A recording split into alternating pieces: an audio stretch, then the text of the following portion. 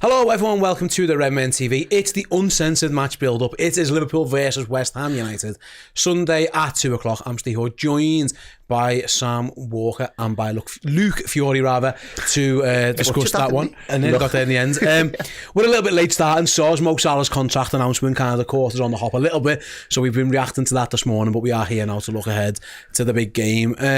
Before we get into it, guys, very, very quick reaction from you then. Luke, the Salah stuff coming out this morning, obviously not by coincidence, get it out, get people feeling good for this weekend. It could be, a little bit of a boost going into the game, I suppose. Yeah, and what's going to turn him up a little bit, isn't it? He's been a bit absent, let's be honest, but whether that's overplaying or not having Trent at right back, there's a few things of factor. When I'm hoping the new contract is definitely going to pick the crowd up and hopefully get behind him and hopefully sort of spur him on to get himself a goal. My instant reaction this morning was a bit delayed, actually, because I was trying to look at my phone in the morning, so I got up, my alarm went off, turned it off, went to made something sweet, put the radio on with my dad, and Dan was having a chat on the radio, so I knew about it from Dan Club this morning, having a chat, or Dave Club as they've called him. So. Dave? Someone on the text called him Dave, but I was literally getting ready to come into work, 8 o'clock, we're getting work done on the house, it was chaos, and then Dan's always awake, isn't he? Just drops a finger into the group chat at 8 a.m. I was like, oh my God. I mean, great news, but so I was like, right, kids, breakfast, I'm off, see you later, straight into work. Do you reckon like 5 p.m. would have been a better time? Yeah. They obviously wanted Sam before the presser just to give everyone a boost. And obviously, the Van Dijk one won't be today by all accounts, but that'll be coming sooner rather than later. Luke mentioned before, on things have been a little bit flat, not just for Liverpool, but for Salah as well. Does that impact anything Sunday? Does it give everyone a little bit more of a boost? Because, listen, Liverpool are probably going to be champions anyway. I'd be shocked if they weren't, but some good news perhaps going in for the crowd going into Sunday. Yeah, definitely. I think I was quite surprised when we all started hearing rumours last week or so that, not so much Verge, but that Salah, there was a breakthrough. I didn't think we'd do it. I just thought, he earns a lot of money, and I thought so. It's a big, pleasant surprise. And it's done, signed, announced, everything's done now. I think for Sunday, what it does do is probably gives us something to celebrate early, because we're all kind of in this weird sort of moment now where, are we going to make this hard for ourselves, or are we just going to go win 3-4 games of football and win the league or whatever? So the fact that we've got something now to sort of get in the ground, sing Mo Salah's name, sort of celebrate something now, it could just give everyone that lift. I imagine the change room will be lifted from it because he's such a leader and big figure there. Yeah, I think, and they'll know Verge is pretty much done as well. So I think what it does do is just lift the club up, and not if we are pondering it at this stage. Not that we should need it going into Sunday, but yeah. Absolutely. Let's talk about West Ham then, Liverpool's opposition this weekend. So as it stands, currently 16th in the league table. They haven't won any of their last 4 Premier League games, Luke, but they have shown a little bit this season the ability to go away and win. They pretty much ended any hope that Arsenal had of winning the title, that defeat that West Ham got that Arsenal had to the hands of West Ham. So they have shown occasionally, they've only won 9 games this year, but they have the ability to go away from home, defend, counter-attack, park deep. So yeah, listen, you're playing the 16th place team at home, you expect to win and you should win. But West Ham aren't without their threat, even though they are in a little bit of a sticky patch. Their away form is a bit like the old sort of Liverpool, because their away form, they're actually one of the worst sides in the league, but all their points have come against massive teams, as Steve said. Like, they got the winner in Arsenal, what did us a massive favour. Didn't they get a point at Villa as well, like late on? Like, they've done really well in that sort of sense, and turning up for the big occasion. You just got to hope maybe that this is sort of in the background now. They're home and dry, they're on the beach, they're not going to push for Europe. Maybe they're just in sort of second gear. It's going to be an interesting sort of team selection as well with what's going on. They seem to be really good at set pieces, but Fulkrug doesn't seem to be getting a game for them. Yeah. So it's going to be interesting to see that dynamic there. If he's going to come in, you think the calibre of striker he is, compared to the likes of Beto and Muniz, who've caused a few problems the last couple of weeks, would that be an interesting change, an interesting dynamic? It's going to be a really good game. West Ham haven't won at Anfield since 2015. It's been a long time. Since Rodgers' 4th game of the season before he got sacked. So when Coutinho got sent off. It's interesting, Sam, because Graham Potter's record actually is alright. He hasn't lost any of his last 3 at Anfield, different teams of course, but if you look at the game, they got beat narrowly at home by Newcastle, they drew at Everton, they got beat away to Wolves, drew home to Bournemouth, which isn't the worst result in the world really, so they are quite inconsistent. They are safe because the bottom 3 are just cut adrift now.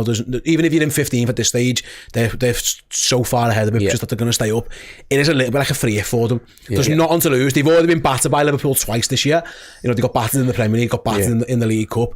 They come here with nothing on the line really. So you know what, let's just go and have a go at it. So like Luke says, that can be, hopefully you can put them on the beach and their heads go. Yeah. But also that can be quite freeing for them as well. Like, worst case is we get battered again. We've done this twice already this year. Yeah. It is what it is. Yeah, like, in terms of motivation, there should be no match for us, should there? There should be no way that they should need to win this game as much as we do. But we've been here before with, like, I go back to, like, Steven Gerrard's sort of testimonial, the last day on the Kop. We've lost weird games before. Last year against Palace, there was no reason why Palace should have been turned up with that sort of level of momentum. We're going for the league. We were top of the league and we throw the game away. So it's one of those games where just don't give a stupid early goal away. And actually, I can see the momentum draining from West Ham. You get a goal and then you just sort of manage the game from there. Whereas for West Ham's perspective, they're looking for a moment in the first 20 minutes, half an hour, maybe first half, to get a goal, 1-0, and then they've got something to fight for, then something to lift themselves for. That's what they did against Arsenal.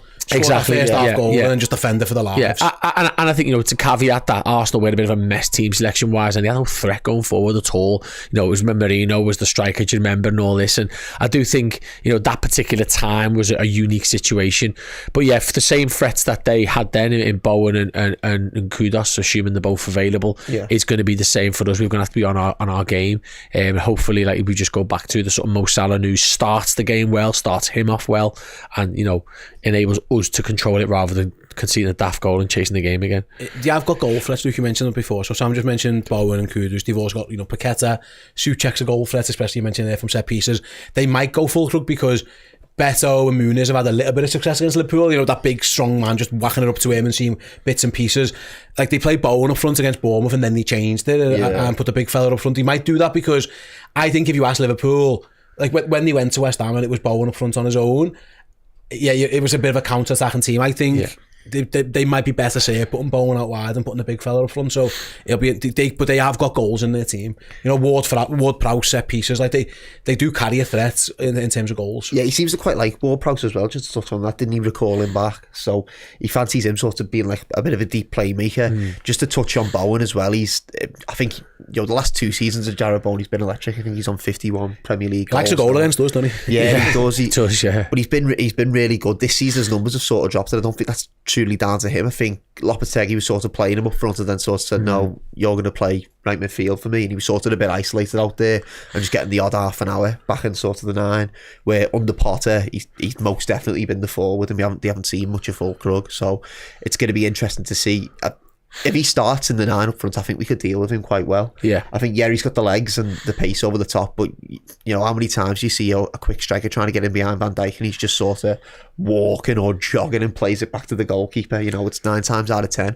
I think if they go for a more physical game and putting Fulkrug there, it could be quite hard, but there's also the flip reverse of that, and it's that Van Dijk, he's had question marks around him. He's had 2 sort of big physical strikers, and he'd be like, no, I'm going to prove myself here and show you where I am. Yeah, exactly. Both of them have struggled. The only other thing they could do is play Bowen and just when the time comes, just flip him and Souček around, stick Souček up front on the last man on the set pieces, goal kicks, and maybe the sort of long clearances, just let him drift and let Bowen drop in, but then out of possession they swap it back. Yeah, that way they get both without having to change things too much. I think the set pieces and the balls into the box is going to be a big thing for Liverpool to deal with, because something we actually struggled with for the majority of the season, sort of like outside free kicks, or corner kicks we've been alright. Second balls. Second balls, but long balls into the box, then winning the second ball. That's what we've sort of struggled off. And the names you've listed off there, we're thinking, is Fulkrug going to get a game? Souček is absolutely massive and he's such an aerial threat.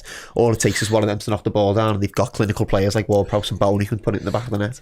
What they have done though is struggle to keep clean sheets. Now they do give you chances. West Ham, they very rarely keep clean sheets, and like I say, it's mad because they've actually got good players and they've got good defenders, and the goalie's alright. It doesn't really always make sense. I know he's kind of flip-flop between his goalies a little bit again. He went back to Areola at the weekend. He made a little bit of he had a bit of a stinker game there, but at Kilman, Tabido, they have been in flux. They will give you chances. Liverpool have scored plenty of goals against this West Ham team in recent years, so there's no reason to say that they can't do it again. And they'll be looking at that back 5 going, these are a team who will give you a chance or two. Yeah, they don't seem to be a team that you associate with putting that extra bit of graft in, like doubling up and everyone's sort of getting back in and making sure they do the work. They're a cruise control Premier League team, aren't they? And then it was David Moyes who got the real grit out of them, but then kind of Rice left, a few others have kind of dwindled and they've lost that a little bit. I'm not sure if our movement's good and we get players running beyond the striker and you know, sort of, you know, you get double ups on the right and the left hand side, whether they're willing to track in the same way that, you know, other teams have been, you know, a la Fulham, even Everton. You know, some teams are willing to leave it all on the pitch. West Ham come across as one of those teams who don't really do that unless like it's a final or semi-final or something big for them. They seem to be a team that just kind of gets through the game, and if they win, they win. It's just an odd feeling about them at the moment. It's because they're safe. Like they hated the last, like that all year, though. They hated the last manager. Yes, they couldn't despise Lopetegui, and then Potter's come in. He's actually guided them. Not really because of anything they've done, but more because the teams at the bottom three are just so far off it, Luke, that they are a little bit in a bit of cruise control now. And like I say, we've played them twice this year and scored 10 goals. like.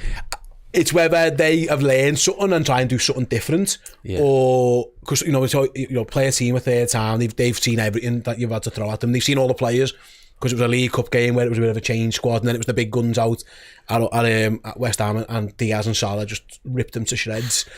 So they are aware of what the threats Liverpool can pose. It's whether they just decide to do something mad. Does he go 5 at the back and go, you know what, we've tried this twice now and been beat 10. Like, we might have to do something different here. Well, that's an interesting one, isn't it? The 5 at the back, because they've played that 5 since Potter's come in, and then they got the result against Bournemouth last weekend, and that was a 4 back. So that's another thing where you're thinking, if it comes out and it's a 5 back, you're thinking we can get the better of these, because in this 5 back he's been absolutely terrible. And I think what they are lacking this season, we often talk about Liverpool and talk about like the leadership group. I think like they don't really have that leadership group. You look at the organiser, it was always Dawson, wasn't he? He was the one organising all the Moyes, and everyone was saying, oh, he's passed it. But he was like the glue, just holding them together. Rice was there as well. Yeah, exactly. So I think they sort of lost that. And if you look at that back line now, you're thinking Wan-Bissaka, you know, he's had a bit of a resurgence this season, but his best days are probably past him. And it's a very young partnership at the back in Kilman and Tabido.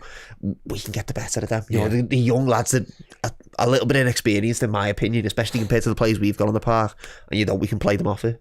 Thing is, they'll have had a full week to prep for this, but so have we. And that's the difference this time. Usually when you play these teams and you think they've had 5-6 days to prepare and we've only had sort of 3, that's when you can sometimes get caught with the manager doing something different, whereas Slot might actually do something different or adapt a few things this time because he's had that training time. Yeah, absolutely. We'll talk about Liverpool then, injury news, team news and all that stuff after the quick break. We'll go into the break with a trivia question, and because it is Salah signings day, it's going to be Mohamed Salah related. The question for you guys in the chat and for Luke and Sam to go through, how many goals has Mo Salah scored against West Ham for Liverpool? That is the question. I'll give you the clue, it's quite high. We will be back with the answer to that and a little look at Liverpool's team selection dilemmas after this quick break. See you in a minute. Dublin, Belfast, Cork, the Redmen TV are coming to your town. The mighty Reds, Arne Slot's Liverpool, are flying high in the Premier League, and we are coming up on our 15th anniversary.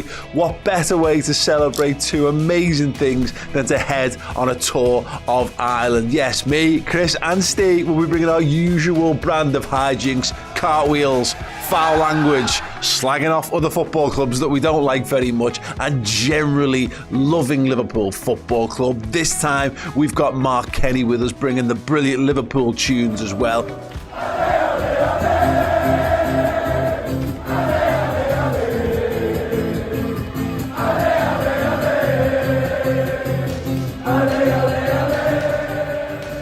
Come and join us. Wednesday the 23rd, we're in Dublin in the Ambassadors Theatre, our biggest ever live show venue. Thursday, we are back at the Limelight in Belfast, arguably our greatest ever live show last year. Can we recreate it again? Yes, we can. Get down there to see us if you're in Belfast. And for the very, very first time in Redmen history, Cork, on the Friday. It's going to be a banger. The high bar will have been set by Dublin and Belfast. Can Cork surpass it? The only way to find out and to help it be a thing is to come down and see us. Tickets are available right now for the Dublin and Belfast gigs. Get your tickets at ticketmaster.ie, and Cork, you can get your tickets at eventbrite.ie. Come and join us. It's going to be the best time in the world with us and you, partying like only Liverpool fans can. Join us. The Redmen. We are the Redmen. Yes, welcome back. Do come and join us on our tour of Ireland and Northern Ireland. The information on the advert there. Yeah, we're going to Belfast, we're going to Cork. In fact, we're going to Dublin, then we're going to Belfast, then we're going for Cork. We've done an arse about tit way around it. Honestly, we have to get our way from that Dublin right up to Belfast and then back down to Cork. We should have done it differently. The venues weren't available, so yeah, go and check it out. Ticketmaster.ie if you want to come to the Dublin or the Belfast shows. If you want to go to the Cork show, go to eventbrite.ie. We'll have a ball of a time. And while we're talking about the events as well, keep an eye out. We've announced a couple more bits and bobs for the Red Weekender, the final weekend of the season. It's us, the Boss Night guys, the Anfield Rap guys, all at the Exhibition Centre in Liverpool. It's 4 days, Friday to Monday, and they've already announced some of the special guests who are going to be involved. Kenny Dalglish, Rafa Benitez, the Zootons and the Lightning Seeds were all announced by the team yesterday. There's plenty more announcements and tickets to come, so keep an eye out on that one. Can't wait to see everyone there. Before the break, I asked you how many goals has Mo Salah scored against the West Ham. We've had Charlie has gone for 11. Stuart went for 16. That's high. Wow. 16 is actually too high. 16 is what he scored against Man United, to be fair. Any guesses, gents? I was trying to factor in, we've played them a bit extra in the cup, haven't we? A few times, yeah. Yeah, but he might not have played them games. I think I'm probably about 11, yeah. Maybe I'll go 12, just so I'm not the same. I was going to go 8, I'll go 10. Because it's higher than 1/4. It's 13. He scored 13 times. 13. He scored 16 against Man United and then 13 against both Manchester City and West Ham. And in fact Tottenham. Yeah. So yeah, Mo Salah, he scored... Let's hope he matches the Man U both this season. Little hat-trick this year. So he scored tons of home and away. It's ridiculous, really. He scored 2 in his first game in 2017 against them. 4-1 at their place, 4-1 at Anfield, 4-0 at Anfield, 2-0 at their gaff. It's been all over the place, and yet this year he scored in both games, of course, against them. So yeah, 13 times. He's actually only 3 goals behind Andy Cole in the top Premier League scorers list. So he breaks that record and gets there today and adds more to them. What number's that? 4. He will be 4th, yes. He's currently joined 5th with Aguero. Yeah, he is 3 behind Andy Cole in 4th position. Yeah, we all said this year he could get to Cole, didn't we? Yeah, and then it'll be Rooney, Kane, Shearer down the line if he stays. Kane's coming back now. I mean, longer than Shearer. I mean, yeah. I think he'll get past Harry Kane. Yeah. It's whether he can catch Shearer. He'd have to do another one of these. Yeah, imagine he's on like 240, and then do you want to go or stay one more year? Yeah, one more year. I think he'd just want to stay. He's signed for bloody Everton if he had to make that record. Yeah. Maybe not. Yeah, he'll go back to Chelsea or something. Would he get the goals for Everton? Yeah, he probably would. He's fucking ridiculous, isn't he? And then Erling Haaland might just come along and take that record in about 3 years' time. Yeah. Anyway, let's talk Liverpool team news then, guys. We'll start with the good news from the press conference today. The manager confirmed Alisson's back out of concussion protocol. They took the full 21 days. Rightly so, no risks were taken with Ali. So he'll be back in goal, which is great news. Like I say, we were speaking off air before, Kelleher got a little bit of stick at the weekend. I think the stick, Sam, is more... He just isn't the best goalie in the world. Yeah. Kelleher is a normal Premier League goalie who will save quite a bit. Like, he makes a good save in that game down to his right, but maybe there's a couple that Alisson might just be superhuman for. So just having the best goalie in the world. You talk about like defensive issues and worries and stuff. I do wonder if not having Alisson behind him just plays on man mentally a little bit. So but they're going to have him back. It's good news. Yeah, definitely. I thought he dealt with the ball in the air quite well as well. He punched a few, caught a few, made a good save, strong arm, Kelleher down. The one that was a bit like watching Alisson in Paris. He really palmed one away. But yeah, I used to be a goalie for years. I did feel sorry for him on all the goals. Sometimes the ball just goes through your legs. Like it's a occupational hazard of being a goalkeeper. It genuinely can do if you're a big lad as well. But I saw he got a bit of stick. I personally didn't think he could have or should have really saved any of them the way it went. But sometimes Alisson does just bend his knee in a little bit and stop it, or anticipate something. He does do these freakish things. But like you said, it's more about he's our number 1. As much as Kelleher's like our 1.5 almost, he's not our number 2. He's definitely good enough to be our number 1, but we've got a better keeper, so why not play him? So I think having him back is just that little few % boost. It's at Anfield as well, which helps. The news with Salah, we're going to come on to Conor Bradley, but all these things just add that little 1-2% to your chances of winning the game. And why not take it? Yeah, absolutely. So I think Liverpool will be pleased to have Alisson back in goal. Conor Bradley's the next one, then we'll talk about him. I'll come to you on that one. Luke the Magic again confirmed it. I think it was James Pearce who asked him, is he fit to start after that cameo last week? And the manager said, yeah, he is. And then went on to say, Jones and Kwanzaa have done well, but they're not right backs. And then he pretty much tipped his hand and said, I think everyone would make the decision that I'm going to make. Conor Bradley's going to start. Again, that hasn't really been spoken about too much in terms of Liverpool have either had an ultra-defensive type fullback in Gerald Kwanzaa or a midfielder whose first point of call is get on the ball and attack in Curtis Jones. Conor Bradley can do both. Just having a normal right-back playing right-back should do them wonders well. He'll have a tough game. It might be Bowen, it might be Kudus, it might be Paqueta.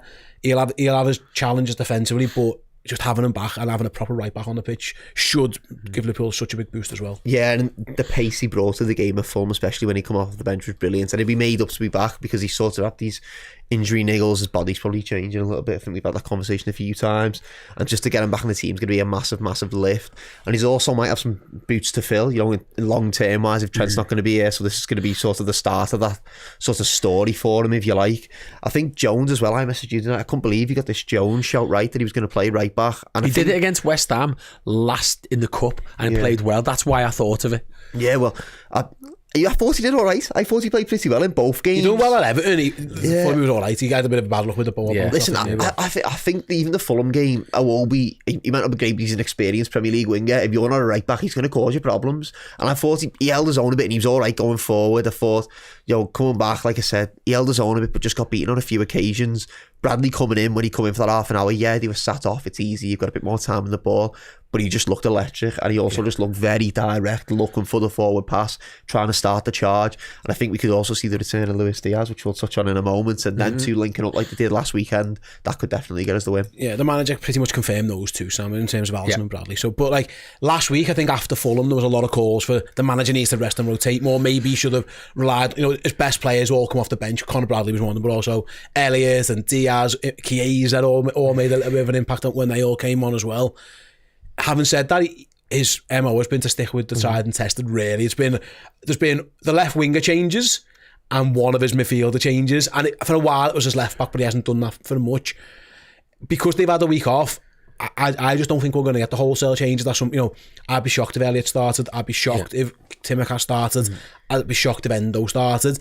It feels like if I said to you it's going to be Van Dijk, Konate, Robertson and Bradley, Gravenberch, McAllister, Szoboszlai, Salah, and then any two of us other options. The other three, yeah. I think we'd all go along with that. I just don't think we're going to get those, and I don't know if that's the right or wrong decision, Sam. Yeah. But he isn't going to do it. No, I'm okay with it because, like you say, you got 7 days off. You've got loads of recovery time. Players can chill, spend time with their families, digest the result, get back in, build tactically and physically for the game. It just makes sense. I mean, the thing what I like about Bradley now is it's almost clear that Trent's leaving. So I've always felt that he's trying too hard, but he's playing because he's got to live up to this. Whereas now it's just you, lad. You just be you. You don't need to do the extra sprint. I also think he's probably been given extra time as well this time round. Probably a week, maybe more than we thought, which has not always been the case with the players. So I just think now we're physically ready for this game. Why change it? The midfield three know each other. I feel sorry for Szoboszlai when Jota plays because I just don't think he suits. Szoboszlai needs someone to take the defence back so he can fill the space.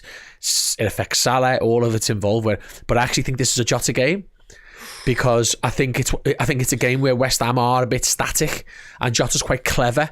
He scored 2 against them in the cup. Yeah. I just think it's one of those. Some teams, Jota he's smart and he pulls off, and defenders don't know whether to come or go. And there's not a lot of strikers like him in the league. So in certain games, I think it's perfect. Like I've said it before, other certain games, I think Núñez is perfect because it's just doesn't matter if you get the ball or not. You run, the defense goes with you. Mo Salah and Szoboszlai get all that space in between.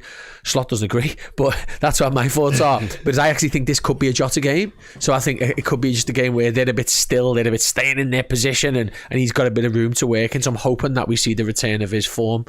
That's the question. I was going to say, Luke, is that fitness-wise they'll all be fine. Yeah. I think a lot of times, again, I was live on the Fulham watch long, and it was like, why does he keep playing people who are in bad form? And actually the lads on the bench look like they're in good nick. Elliott, when he's come on most of the time, has looked like he's in really good nick. Szoboszlai's been a little bit up and down. Jota, again, up and down. Salah, even up and down a little bit. The idea for change would be, because it's not fitness related, it's form related. And that is a valid argument.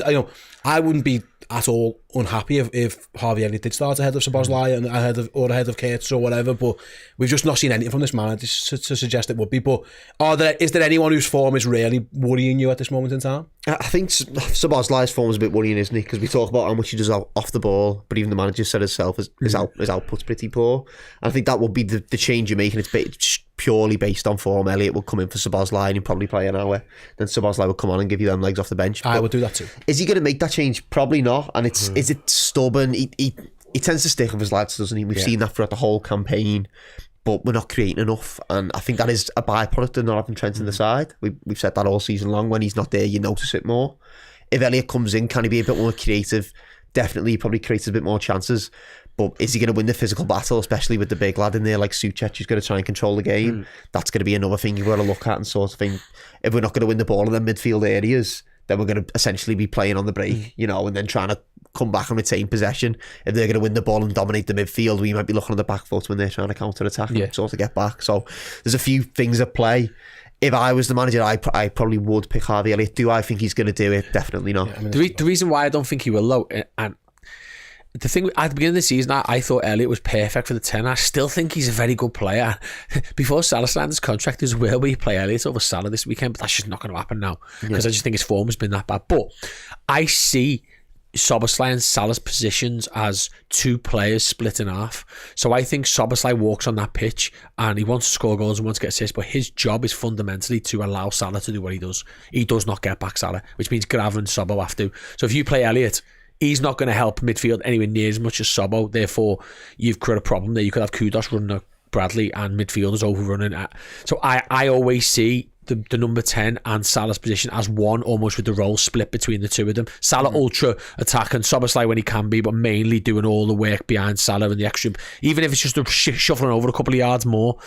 So I don't think he would drop Szoboszlai and risk West Ham getting any joy.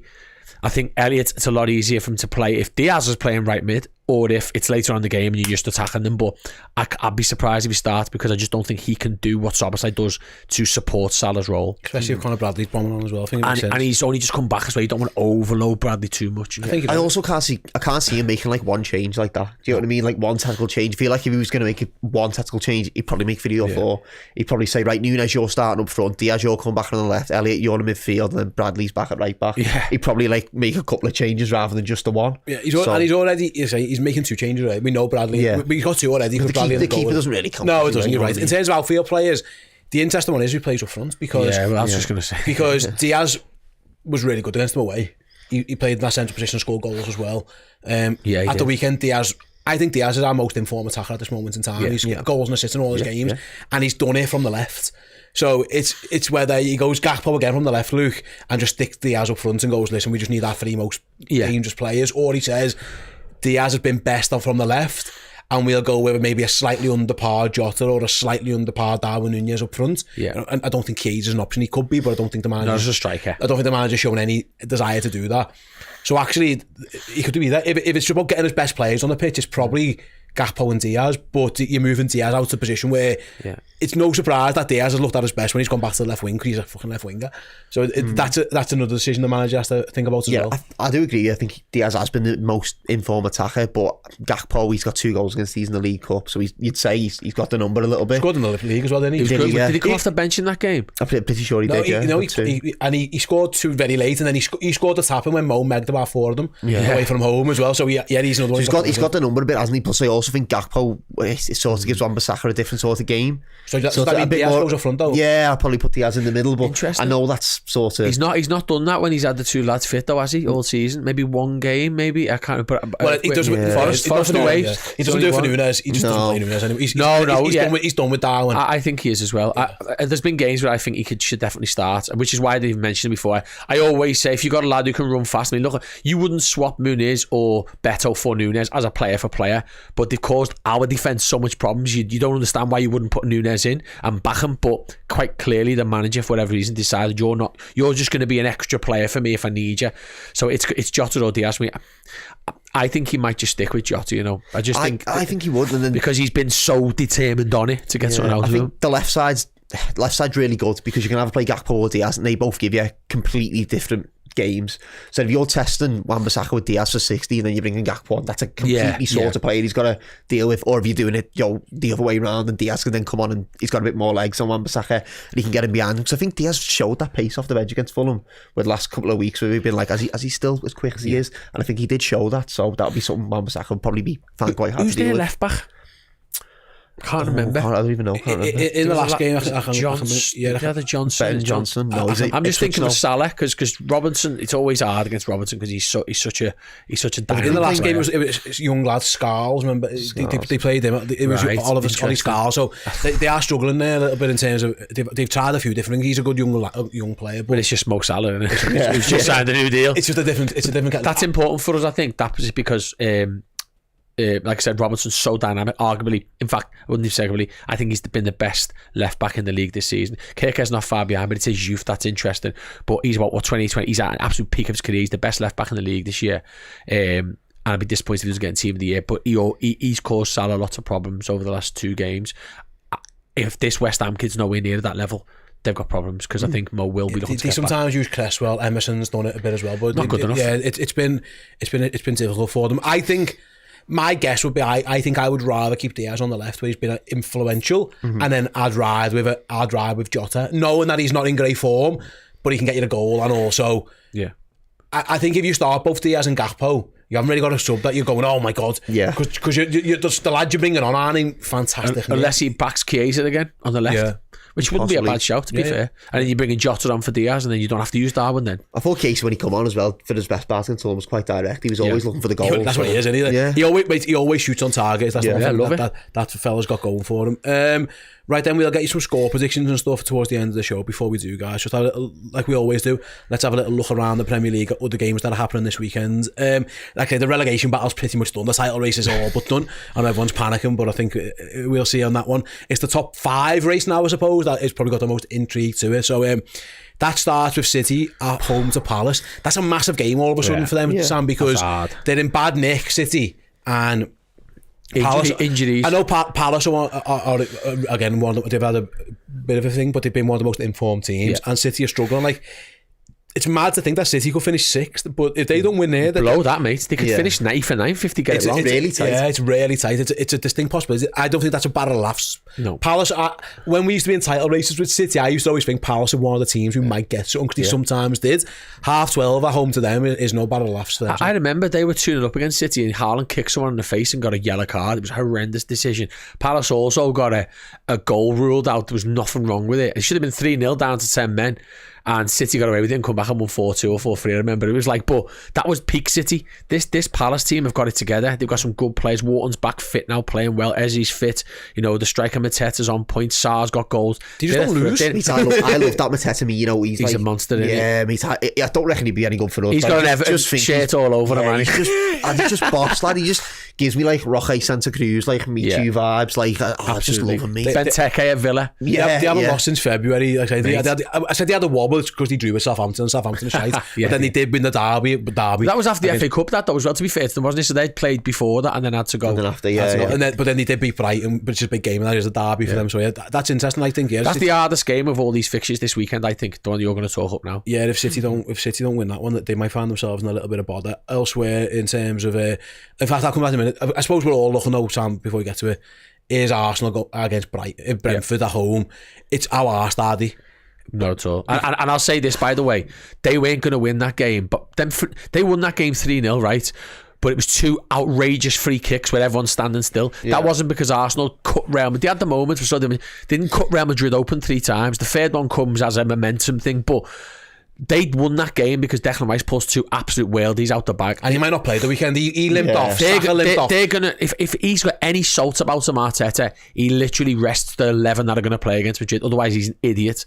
I don't think he does. I think he is an idiot, though. I think he plays quite a few of them. Because Brentford are a good side who still play to the end of the season. They always play. He does not let them stop Frank and go on the beach. I think he rested a few of them against Everton coming into that first leg, and I reckon now they've got the 3-0 up. I reckon a few of them play again. You know, maybe not all of them, a couple of them. I think if I'm him, of them play. I wouldn't if I was him, but he might. And it depends if they think they've got any chance. I think his team against Everton suggests he doesn't think he can win the league. I know there's been a lot of nervous Liverpool fans looking at the look at our fixtures. He's got to be looking at our fixtures going, for God's sake. I mean, look, I'm with you. You got to be like, for God's sake. I think he's thinking, though, he's got to play the game. Like, just to play devil's advocate in the situation, we get beat at the weekend, they win, then they come to Anfield, all of a sudden, like, they're looking at that game thinking we're back in it. So even then it's still a big gap. It's still a big points, gap. You know, we lost that day where it's still a big gap. If they get through Madrid as well, If they extra games, they've got extra games, and it's not just extra games. It's Paris Saint-Germain, by the looks of it, who are ridiculous. Who are like Pep's Barca, by the way. If you watch them, they really are. Like, they've got it hard. Their best bet would be to just, they've got top four now, haven't they? It's just to make sure they just get as best they can in that Champions League. They've never won the European Cup. He should be putting out 11 different players. It should be what Jurgen Klopp did in the end of his first season, when it was just all about that Europa League run. So I think Brentford are going to draw. Yeah, I mean, and that helps 2-2. That helps Liverpool out. Elsewhere, then you got already relegated Southampton, gets to play Aston Villa again. Aston Villa should rest and rotate everyone. That's the interesting one, because they are in that top 5 race though. Yeah, that's difficult. That's quite difficult for Unai Emery. If anything, I think he might go big on that game, because they're probably going to go out against PSG anyway. He just wants Champions League next year, and they got the FA Cup semi-final. They've got a lot. I think they've got a really deep squad anyway. He brought Asensio, Watkins off the bench the other day. The best thing that Villa did was January was amazing. Marlon, Rashford, Asensio, and he was like sound. We were going to give ourselves options. So yeah, some big games happening around. Forest, Everton again. Forest should be, you're thinking, Champions League should be secure, but you never know. Chelsea host Ipswich again. Chelsea looking for that Champions League place. Newcastle United versus Manchester. But United have got that Europa League as well. They're going to rest players because they've. So I think all the top 4 teams, take Arsenal as a title contender. I think from 3rd down to who Fulham got. Fulham played Bournemouth away, tough game. So all the way down to Fulham, maybe I think should win. Brighton, have they got a winnable game as well? I think Brighton fell off the bike a bit, though. But I think they've got a little run now of games up to Liverpool where they're winnable, because we were looking at this through the week. I knew the first 2, so I didn't think they'd lose to Palace, but I think they can do what Fulham have done now. They dropped a few and then they can come back into it. I think they'll all win this weekend, all the contenders. I think Newcastle look nailed on for 3rd. Really, they'll beat Man U. They're chasing, aren't they? And Newcastle are 5th on the same level of points as Chelsea, put the game in hand on. Yeah. But United away is never easy. It's at home. It's a home. United have got to rest players because they've got that big game next Thursday. Yeah, they've got to win that. Fingers crossed. But all that matters though is the top of the table, 73 points from 31. Again, mathematically, it's still not. There's work to be done, but it depends on how many points you think Arsenal are going to drop. But it would be nice if they do drop points at Brentford, and it just makes that equation a little bit more easier. Look, it doesn't have, because there's a chance we go into that game only they could be on 65, 8 points clear with that game against West Ham, but it should be fine. Yeah, it should be all right now, shouldn't it? Just a couple more wins, just win our own games and we're all right. And this is probably, thinking about the games left, it's probably not the most winnable one. This and Leicester away. This and Leicester away, and Spurs at home. Liverpool should win the next 3. Yeah, and that'd probably be it. Yeah. I mean, because Arsenal have got so much on the plate, it's just hard. We've been there, haven't we? Last year, Stuff. But yeah, big game. Yeah, so Sam's going for a Brentford draw, followed by a Liverpool win. That will leave Arsenal on 63 points, Liverpool on 76 points, with only 6 games left. So the gap, let me do my maths. You'd have it as 15, would that be? 15. I'm trying to figure out 62, 63, 13 clear. I actually think in a weird world, and it'll come back and bite me, and everyone will shout at me on Twitter or X, whatever it's called these days. But I actually think we're going to look back at the Spurs game when we win the game and win the league, and go, if we didn't lose when Fulham, we'd really won it at Leicester or something like that. Yeah. Whereas I actually think.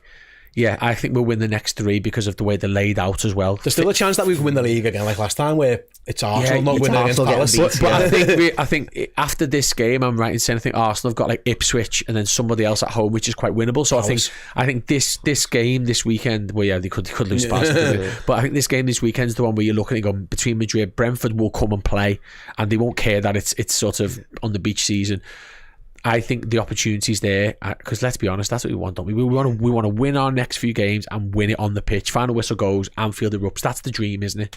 So if you yeah, absolutely, mate. So if your prediction comes right, Liverpool will have a 13-point gap. Yeah, with 6 games to go, and then at that point, I'm the opposite. Me, I think both sides just win. I just think they've got the momentum. That big 3-0 win, the Emirates is going to be absolutely bouncing. Even though it is Brentford, and it also comes back to remember when we won at Newcastle away, dead late in between the Barcelona games, and we were absolutely rubbish. Half the lads went on the pitch. But we were fighting for the league. We were points. In fact, we were ahead of them. We feel like the atmosphere was there though. You know what I mean? I just think if he's got anything about him, he doesn't play soccer. He does. If I'm him, I will have Saliba nowhere near that pitch. Rice shouldn't be anywhere near it. But we'll see how it goes. But I agree. I think we will win. Sam, you said we'll win. What score prediction? I think clean sheet's massive this game. I don't think West Ham care that much, so I'm going to go 3-0. I'm 3-0. Mo Salah, all 3 goals. Do you? Yeah. Salah's in the chat said 3-0 goals from Mo and Mo. So he Definitely scores this week. What about an assist?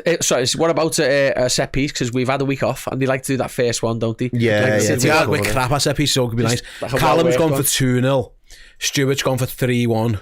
Salah getting 2 and Van Dijk scoring a goal, and JC's gone 2-0 Mo, and Diaz, JD, the classic 3-1 to Liverpool. I think Liverpool are going to win 3-0 as well. A clean sweep of 3-0s, get that 76 points. I actually think this will be the weekend where we mathematically are champions. Like, it won't be confirmed. I know what you mean. For a while. Yeah. I think, but you're looking at it like, I just don't think Arsenal get 76 points. Oh, you're not really? I was going to ask you that. What you think? I thought 80, but you think I think Arsenal, because the Champions League are doing so well. Yeah. I think they're probably going to get like 13 more points, 60, which takes them to like 75 from their remaining 7 games. Because there'll be somewhere they just don't. I'm rightly sure they shouldn't. They should focus on Europe. So I think this will be the weekend. We won't know it yet, but it actually becomes that was the time they won it. It was a bit like before COVID. Beating Bournemouth was actually when they won the league. Yeah, we just didn't know until about 6 months later that it happened with that one. Right then, thanks very much, guys, for coming in. All you guys, thanks very much for watching or listening. There will be a watch along this weekend for the game. Me, Errol, and Dan in the studio. The game kicks off at 2:00, so we will be live around 20-1 with the build up for that one. So do come and check all that good stuff out. Like I mentioned before, check out the Ireland stuff, check out the Red Weekender stuff as well. And yeah, even more to come. Me and Dan are going to record a reaction show now to Mohamed Salah's contract. So loads and loads of content here at Redmen HQ. Thanks for watching, thanks for listening, catch you next time.